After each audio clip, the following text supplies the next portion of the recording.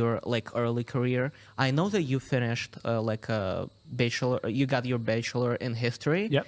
And why exactly in history? Can you tell us? So when I was young, my parents were like many parents and said you should be a doctor or a lawyer.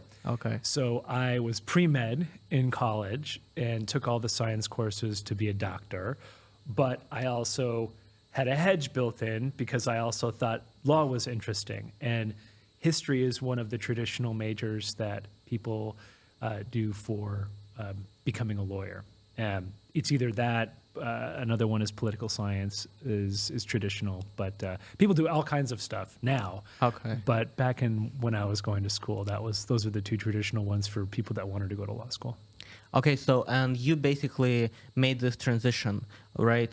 From the history to more be focused on like got your, how's it called, jury doctor? Juris Doctor. So you go to 4 years of college. Okay. I went to Marquette University, and then I went to law school. That's a 3-year program, and you get it's called the Juris Doctor.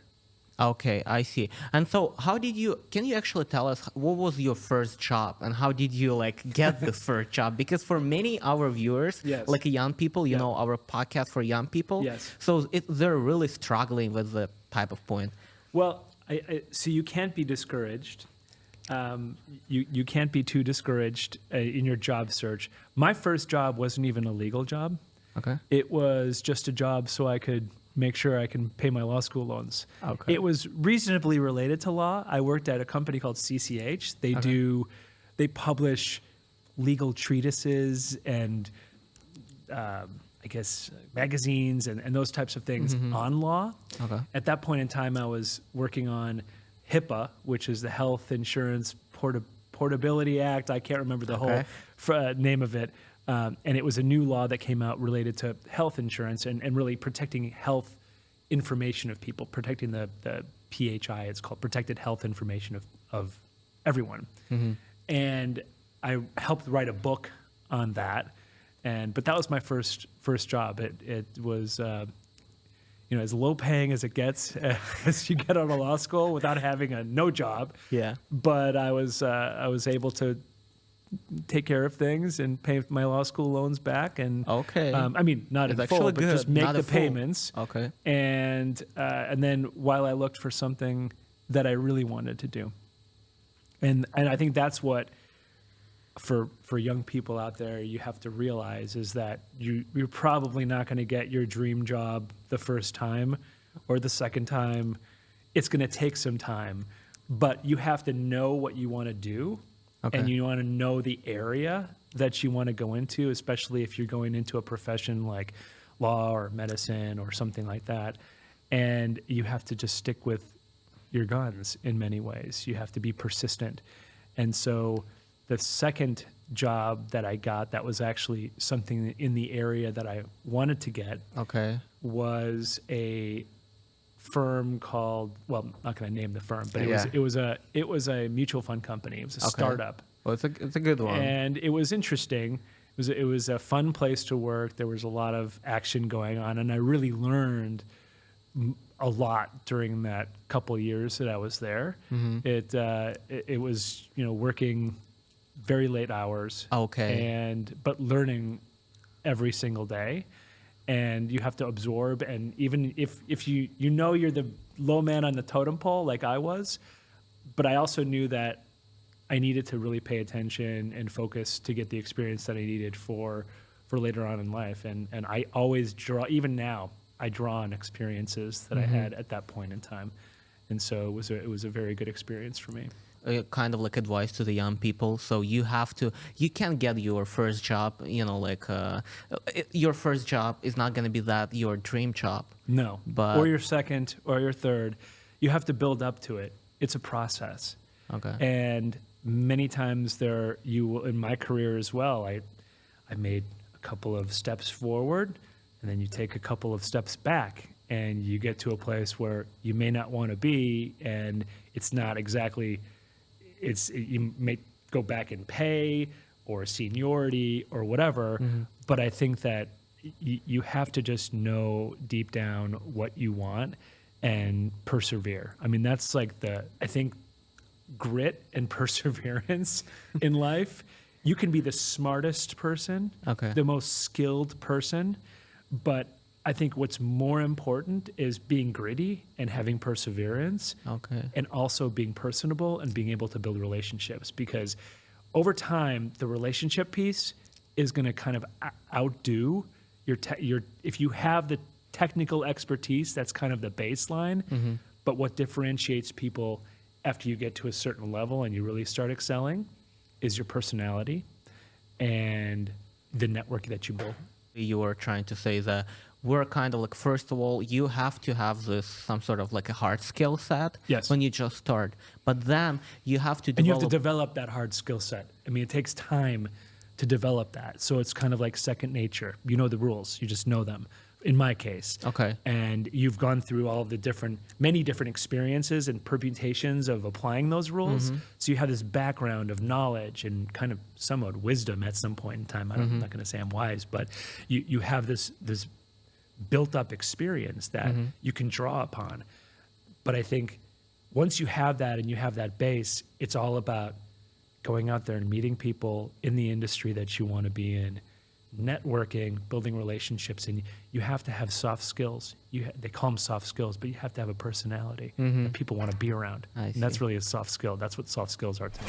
All right, guys, I just want to do a quick reminder that this podcast has the only one lifetime sponsor, and it's my agency, Base Agency. So if you're looking for some sort of website development, CRM system, backend development, or design for your logo, or let's say some sort of brand books, it's always our agency. We're really dedicated for, kind of looking the best solutions for our client, and we're always on your side. So we combine business, creativity, and your budget.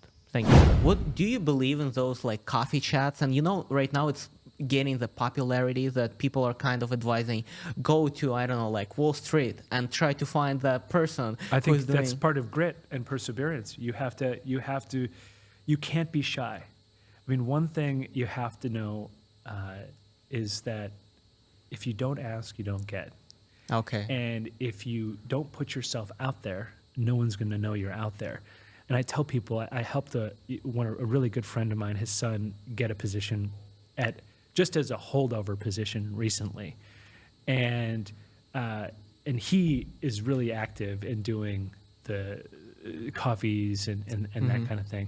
And one thing I tell him, and I tell a lot of people that are looking for jobs, just even at my level, or everyone, is that there's a jet stream out there way above us. It kind of flows around the earth constantly and very fast. And you kind of have to get into the jet stream of job seekers and people that are looking in order for you to find something. And once you do, once you start doing that second nature, it's like you will build a net. Once you get used to it, you build networks, and it's only a matter of time before somebody will notice you. And it takes a lot of practice. You have to go through a lot of reps to talk to people, to anticipate the questions that they're going to ask you. And you're not going to get it right in the first coffee. You might screw it up and say something, and you're going to go back and go, oh my God, I can't believe I said that. But you learn from that each time and each interaction. And so you start getting really good at it. It's really good practice for interviewing. And I think so my friend's son, he got a really great job in an area that he wanted to be in, which is real estate consulting and management consulting. And it's really difficult to do that right out of school. But he was able to do it because he stuck to it. He did something else to pay the bills for a while, and did exactly what you're saying, was just meet people. And one of those came through at one point.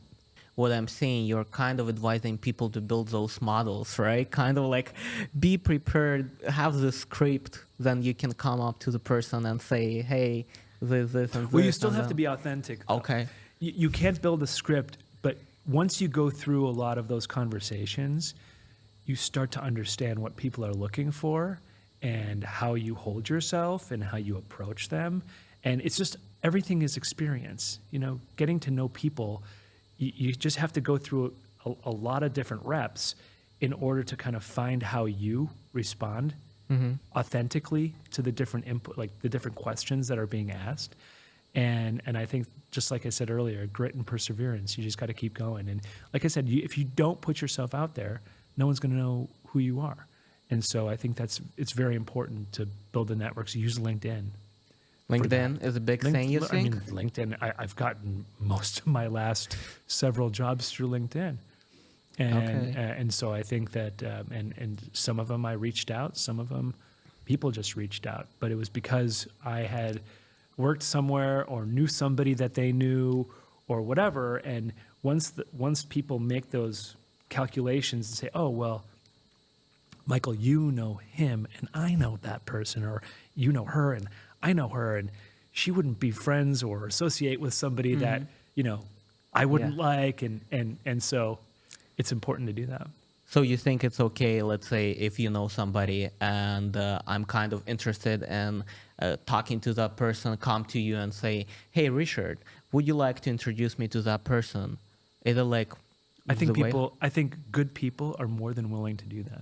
Okay. I mean, you asked me to come to the podcast. I think this is, one of your first ones or something. Yeah, that's the first one. I think it's great. I think I love what you're going to do, and I want to help you.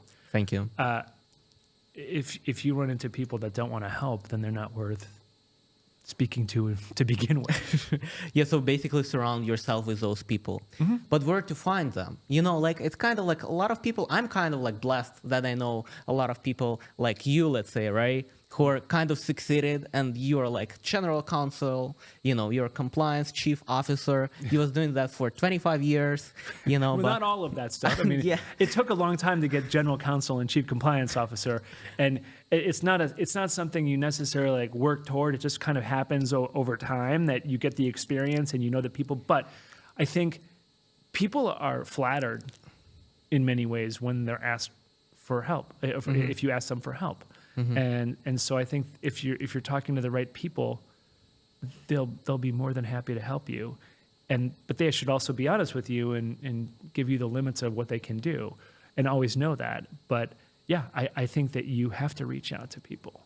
It's like I said, if you're going to send a resume to somebody that you've never known, and it's an AI probably that's going to sift through it, and it's not even a person, what's better? Try to find a person that works at that company that you're looking for, and connecting with them and saying, hey, I see you have XYZ role available. I'm very interested in that. They may not respond to you, but they may. Okay. And you have to take the shot. What do you think about this idea in LinkedIn when you are kind of messaging people and you're like, hey, we went to the same school, or hey, I saw in your profile that you do that type of sport, mm-hmm. and you're trying to build the connection mm-hmm. Based on that kind of like similarity between you and that person? I think that's one of the main ways you make a connection with people, is by finding something common between you and them. And they may not respond, but the ones that do, well, then you kind of have an opportunity there, and you should explore it. And I get, and I'm sure you do, and I get emails constantly from LinkedIn, and most of them are trying to sell me something,